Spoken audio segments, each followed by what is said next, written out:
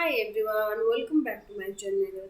तो चलिए आज हम डिस्कस करेंगे क्या नाम basis property of linear dependent and independent. Okay, so last class हम डिस्कस किए थे ओनली लीनियर डिपेंडेंट क्या है, लीनियर इंडिपेंडेंट क्या है, उसका एग्जांपल क्या है, ये सब हम डिस्कस कर दिए थे।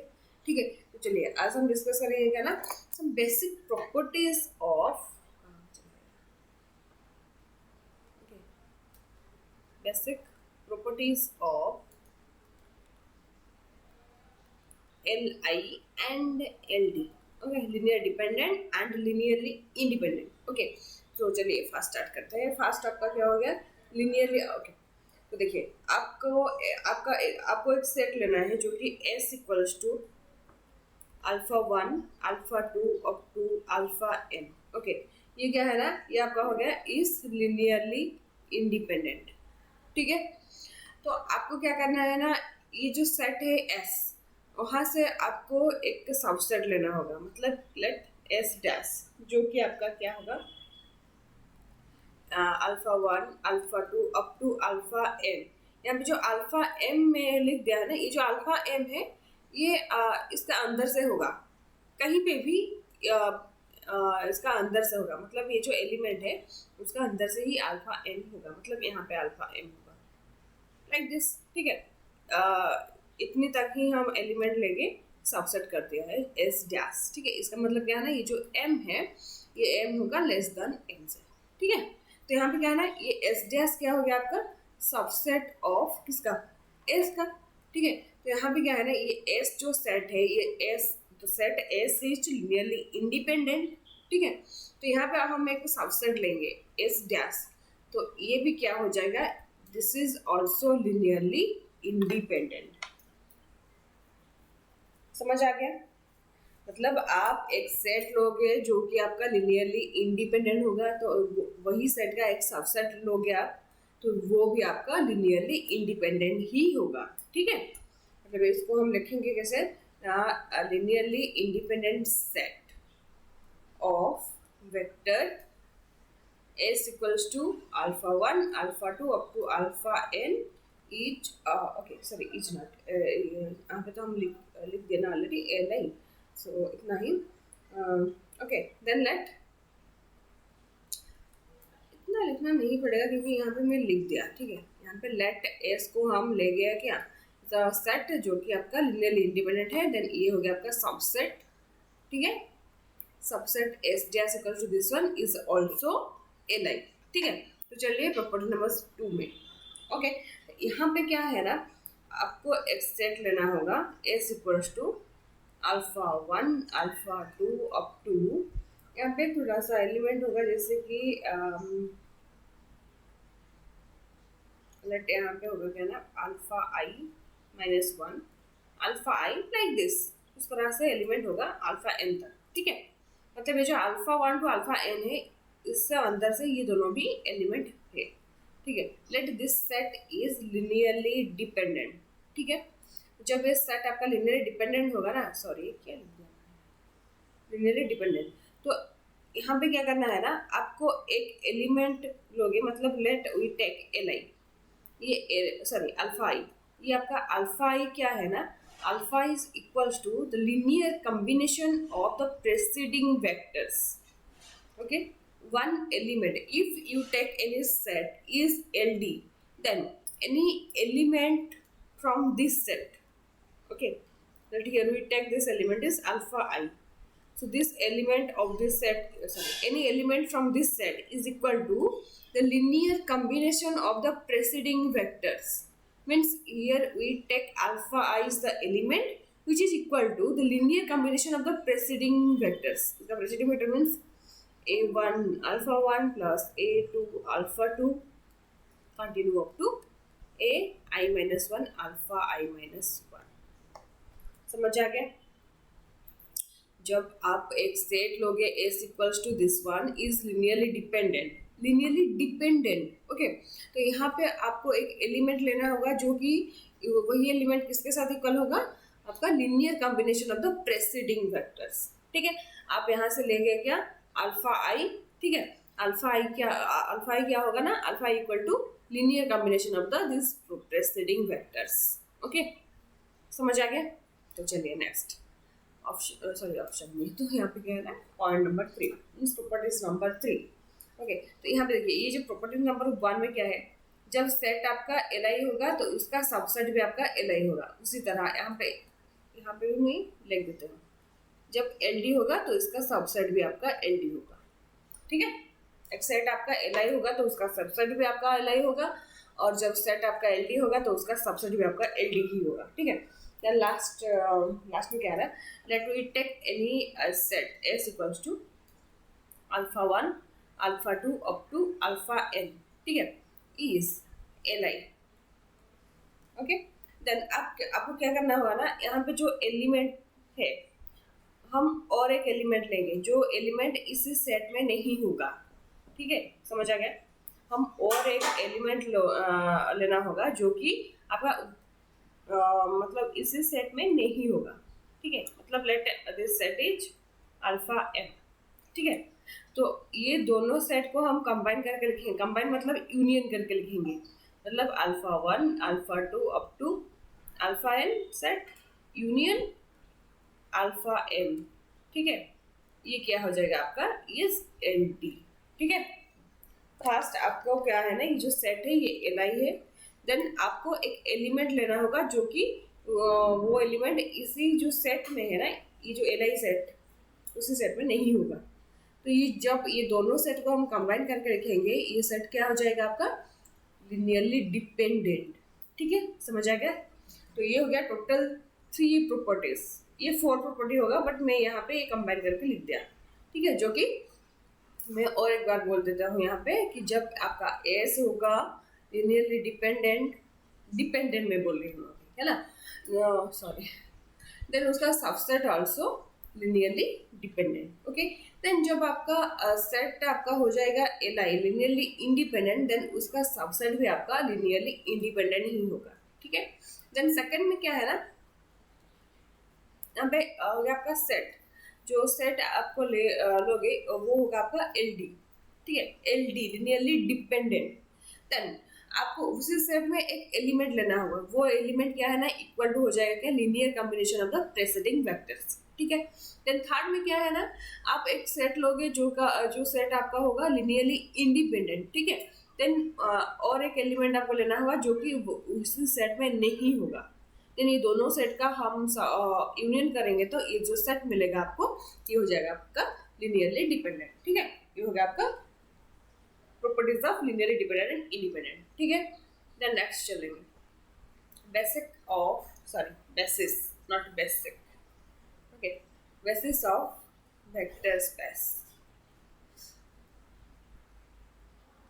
ओके, अभी तक आप लोगों ने जान लिया क्या ना, लिनियर कॉम्बिनेशन क्या है। ठीक है, क्योंकि यहाँ पे लिनियर कॉम्बिनेशन फॉर्म आएगा, मतलब एक वर्ड आएगा। ठीक है, जो कि आप अलग वीडियो से देख चुके हैं। ठीक है, नहीं देखे तो जाके मेरा चैनल में देख लीजिए। ठीक है, तो चलिए यहाँ पे क्या है ना, लेट यहाँ पे एक वेक्टर स्पेस होगा, let V of F be a vector space. ठीक है, देन हाँ, ये जो भी यहाँ पे V है आपका वेक्टर, F है क्या, F क्या है, फील्ड। तो यहाँ पे vector over field is the vector space, है ना। So let here we take any subset, जो कि किसका है, V ऑफ F का एक सबसेट लेना होगा, V का नहीं, V ऑफ A का, मतलब ये जो वेक्टर स्पेस का एक सबसेट लेना होगा। ठीक है, इसको ये जो सेट है इसको हम कहेंगे इज कॉल्ड बेसिस। ओके, इसका कुछ कंडीशन है, basis of V of F। Okay, if first condition आपका ये हो जाएगा क्या ना, S is a set of linear independent vector। Okay, first आपका क्या है ना, ये जो सेट S है जो कि subset of V of F।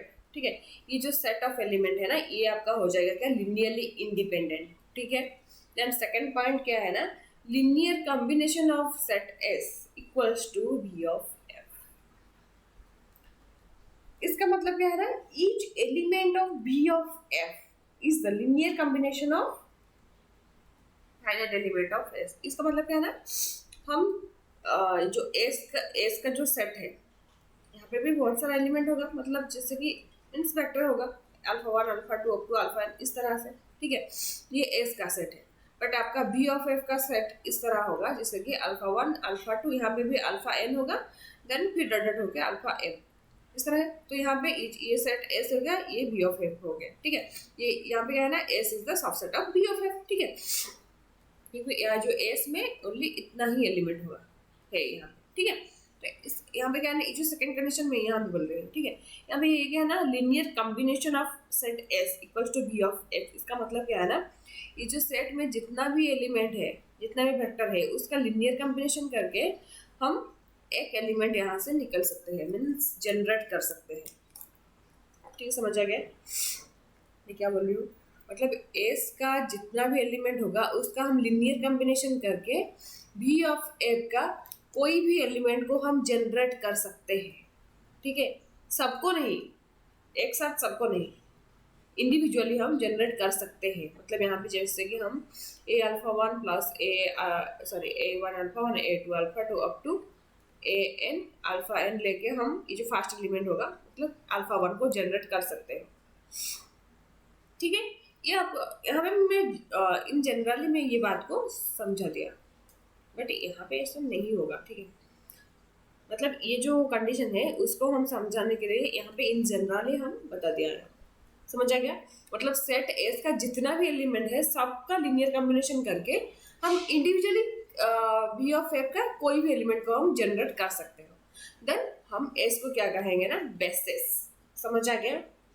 I hope कि ऑल आर क्लियर। ओके, तो चलिए एक एग्जाम्पल करेंगे, ठीक है। यहाँ पे जो लिनियर कॉम्बिनेशन फॉर्म है ना, ये सब हर बार प्रूफ करना नहीं पड़ेगा। ये जो सेकंड कंडीशन है ना, ये हर बार प्रूफ करना नहीं पड़ेगा। तो चलिए देखते हैं कैसे, एक एग्जाम्पल के साथ मैं बता देती हूँ और किस तरह हम इसको भी निकाल सकते हैं। मतलब जो सेकंड कंडीशन है ना, इसको भी हम और किस तरह निकाल सकते हैं, ठीक है। देखिए आपका एक क्वेश्चन है कि सो दैट the vector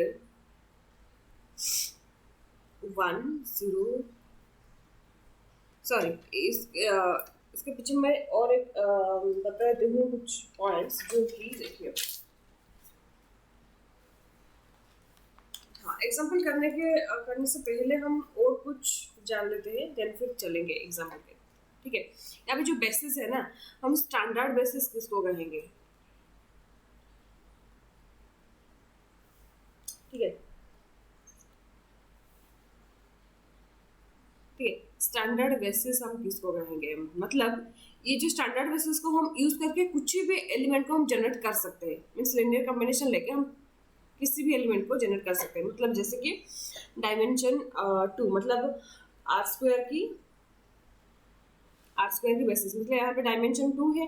इसका मतलब क्या है ना, हम ये बेसिस होगा 1 0 0 1, ठीक है। मतलब इसी को लिनियर कॉम्बिनेशन करके हम किसी भी एलिमेंट को जनरेट कर सकते हैं। मतलब आपको 2 और 3 जनरेट करना होगा, ये दोनों को क्या करेंगे, लिनियर कॉम्बिनेशन करके, ठीक है। मतलब ये आपका सेट एस हो गया और बी ऑफ एफ में ये एक ही एलिमेंट होगा। यहाँ पे तो बहुत सारा एलिमेंट होगा, बट ये हम एक ही एलिमेंट को जनरेट करना होगा। तो इसको लिनियर कॉम्बिनेशन करके हम कैसे लिखेंगे, 2 1 0 प्लस 3 0 1 हो जाएगा आपका 2 3, है ना।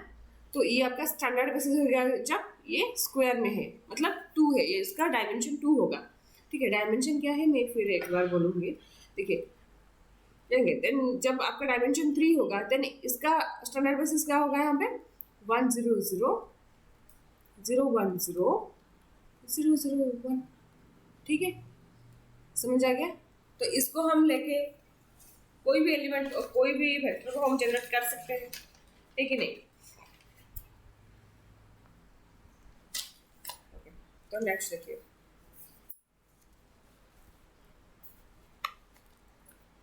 हाँ इसका डायमेंशन क्या है ना, डायमेंशन क्या है मैं और आगे से बताऊंगा, ठीक है। यहाँ पे डायमेंशन 2 होगा, यहाँ पे डायमेंशन 3 होगा, ठीक है। मतलब 3 वेक्टर है इसलिए बता देंगे, ठीक है। तो जब इसका डायमेंशन n होगा, मतलब ये क्या होगा आपका इसी तरह n डबल फॉर्म, है ना। वेक्टर स्पेस में जब पहले बार वीडियो में वहाँ से हम डिस्कस किए थे, जो कि आपका जो पावर है उसी तरह आपका क्या होगा, टपल फॉर्म होगा, है ना।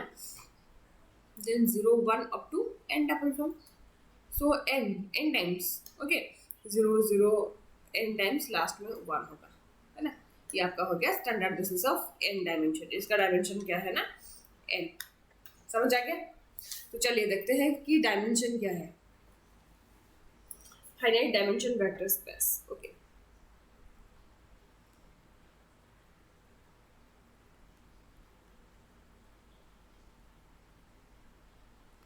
फाइनाइट डायमेंशन वेक्टर स्पेस से क्या है, लेट यहाँ पे भी v of f is a vector space, ठीक है। तो यहाँ पे आपको लेना है क्या ना, s is the subset of v of f, ठीक है। तो लेट s क्या है ना, यहाँ पे फाइनाइट नंबर ऑफ वेक्टर होना चाहिए, मीन्स n नंबर। सो यहाँ पे n इज द फाइनाइट, है कि नहीं।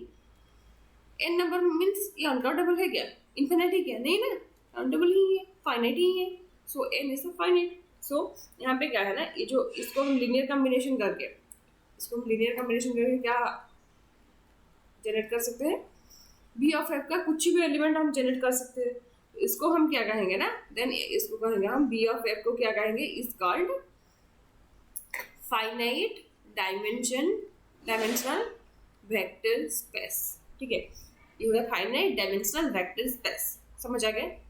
यहाँ पे हम भी इसको बी ऑफ एफ को कहेंगे, यहाँ से जब ये कंडीशन होगा ना, एस को हम कहेंगे basis and B of F को कहेंगे क्या, फाइनाइट डायमेंशनल वेक्टर स्पेस। जब एस हो जाएगा बी ऑफ एफ का सबसेट, ओके, एंड एस का लिनियर कॉम्बिनेशन करके हम बी ऑफ एफ का कुछ एलिमेंट जनरेट कर सकते हैं, ठीक है। तब एस को हम कहेंगे क्या, basis, and B of F को कहेंगे क्या, फाइनाइट डायमेंशनल वेक्टर स्पेस। समझ आ गया? ओके, तो चलिए नेक्स्ट क्या है ना,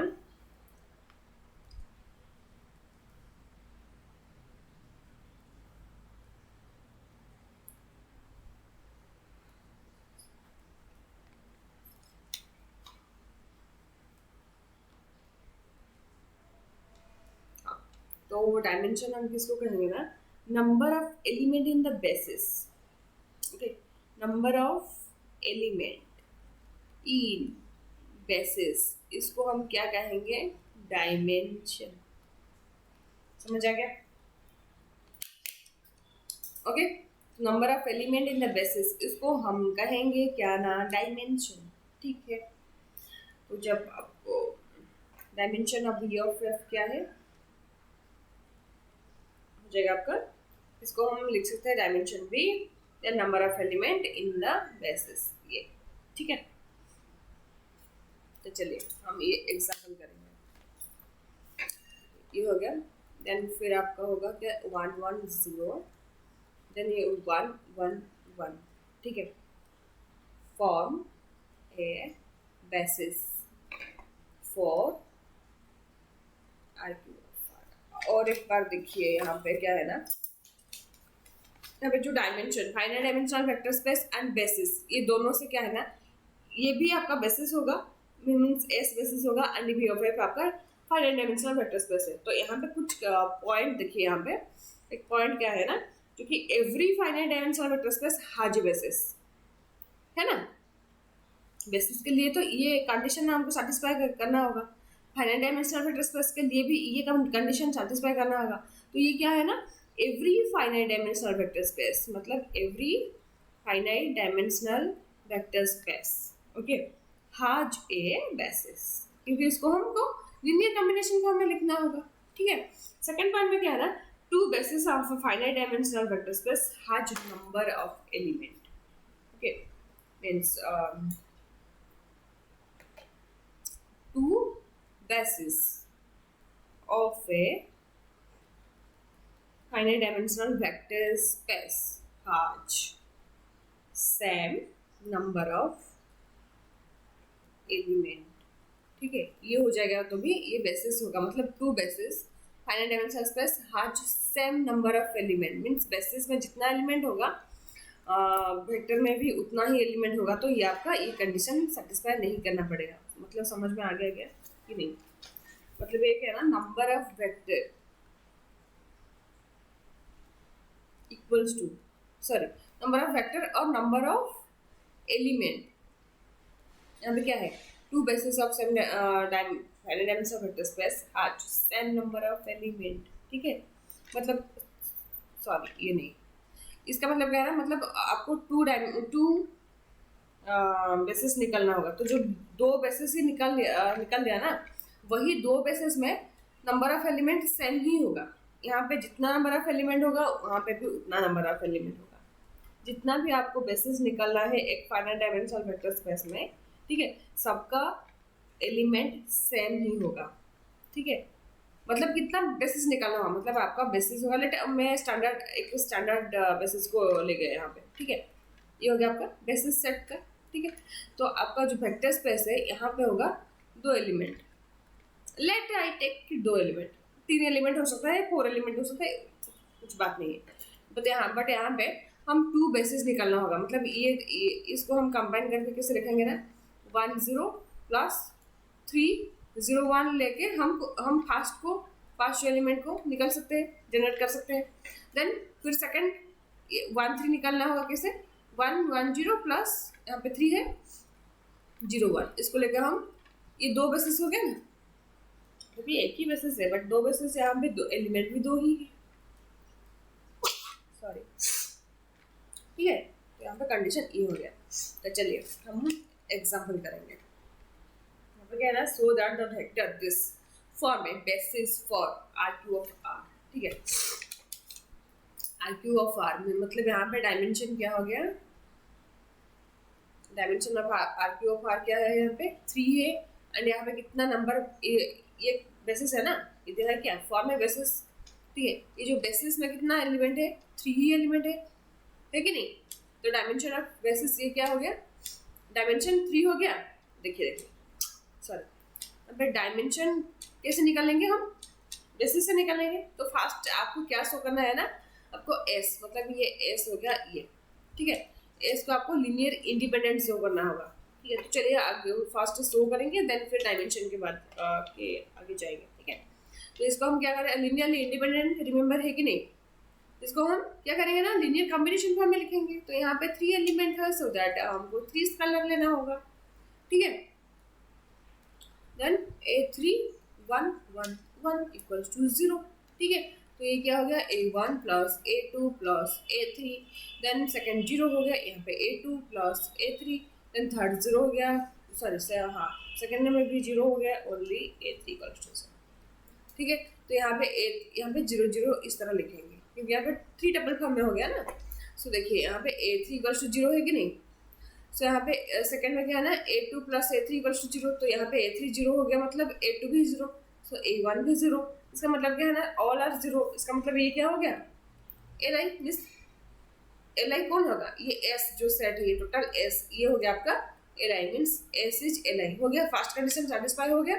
तो देखिए सेकेंड कंडीशन क्या है ना, linear combination of S equals to V of F, V of F का कुछ जनरेट करेगा। तो देखिए यहाँ पे V ऑफ F है ही नहीं ना, तो यहाँ पे क्या करना होगा ना, देखिए यहाँ पे डायमेंशन क्या होगा, ये जो बेसिस में कितना एलिमेंट है, 3 एलिमेंट है, तो यहाँ पे dimension of V of F कितना होगा, 3 ही होगा। ठीक है, एंड यहाँ पे देखिए टप्पल, कितना टप्पल है, देखिए कितना टप्पल है, 1 2 3, मतलब यहाँ पे आर क्यू है, टप्पल भी 3 ही है कि नहीं। तो इसका मतलब क्या है ना, number of vector equal to dimension, तो क्या हो जाएगा, नंबर ऑफ वेक्टर भी यहाँ पे 3 है, डायमेंशन भी आपका 3 है, dimension of V of F। इसका मतलब क्या है ना, ये जो सेकंड ये जो कंडीशन है ये सेटिस्फाई ही करेगा। ठीक है, मतलब इसका मतलब ये हो गया, मीन्स डायमेंशन में जितना होगा वेक्टर में भी उतना ही होगा, मतलब ये आपको नहीं, वेक्टर स्पेस का एलिमेंट को जनरेट कर सकता है। ठीक है, इसको और शो करना नहीं पड़ेगा। समझ आ गया? तो ये आपको हो गया, ये दोनों सेटिस्फाई कर दिया, तो ये इसका मतलब क्या हो गया, ये आपका बेसिस, मतलब एज फॉर्म ए बेसिस। समझ आ गया? आई होप कि all understand the topic. Okay, तो आज के लिए इतना हो गया। तो आप लोगों ने जहाँ पे भी डाउट है ना, मुझे प्लीज़ कमेंट सेक्शन में जरूर बता दीजिए। मैं आपका डाउट लेके और एक वीडियो डाल दूँगी, ठीक है। तो मैं और एक क्वेश्चन में नेक्स्ट क्लास करूँगी, ठीक है। आज के लिए इतना हो गया। तो आप लोगों देख लीजिए आज हम क्या क्या पढ़ाए थे। ओनली बेसिस, ठीक है, और properties of linear dependent and independent, ठीक है। तो लास्ट में क्या है ना, बेसिस का जो फाइनाइट डायमेंशन क्या है, डायमेंशन क्या है, एंड बेसिस हम कैसे निकालेंगे, ठीक है। तो ये सब हो गया यहाँ पे। तो और एक क्लास में हम देखेंगे कैसे कि हम स्टैंडर्ड बेसिस को लेके कैसे सॉल्व करेंगे, ठीक है। ओके, तो चलिए आज के लिए इतना हो गया। ओके, तो मेरा वीडियो अच्छा लगा तो प्लीज़ लाइक एंड शेयर कर लीजिए, ठीक है। और सब्सक्राइब नहीं किया तो प्लीज़ कर लीजिए। Okay, thank you, bye bye.